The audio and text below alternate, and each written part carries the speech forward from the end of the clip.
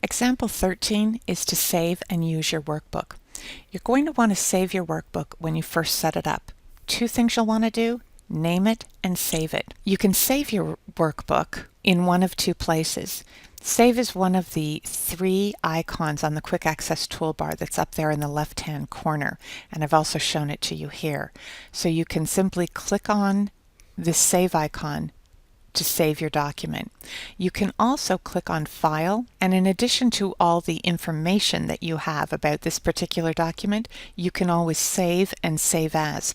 After you've first saved a document, you could save as if you wanted to make a copy of it or rename it.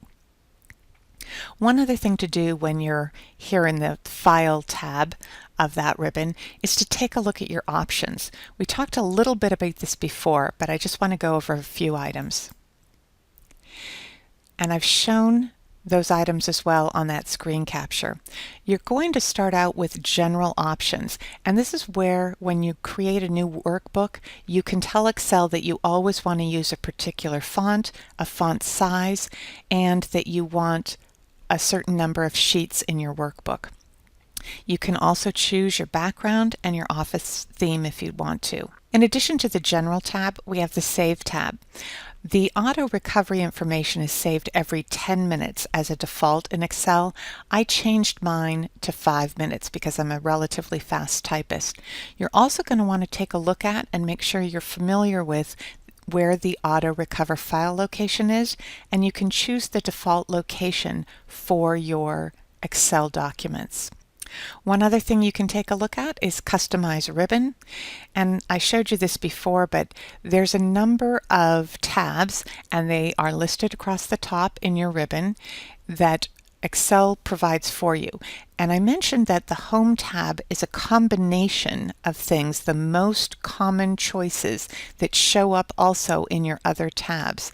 One of those choices is the Developer tabs and add-ins. So if you don't use the Developer tab, I'd remove it. You can always click on it and have it come back on. It's going to come between View and add-ins if we use that. In addition, we have our Quick Access toolbar, so you can always make any changes you want to your Quick Access toolbar right here.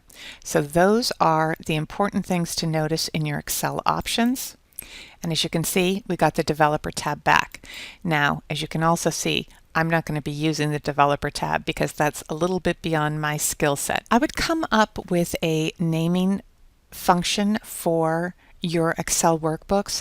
I tend to name mine by what the data is that I'm acquiring, whether that's the Scotland census, the Newfoundland birth records, any of that kind of information. That's how I name them. And I tend to file my Excel workbooks in My Documents and Genealogy. I started out making a subfile for country or for individual surnames, but I found that our computers are doing such a great job now with search and find features that it's very easy to put some of those categories or keywords in that we talked about with metadata and have the files show up. Once you make a decision on where you're going to file your documents, try and keep it as simple as possible. So that's example 13, save and use your workbook.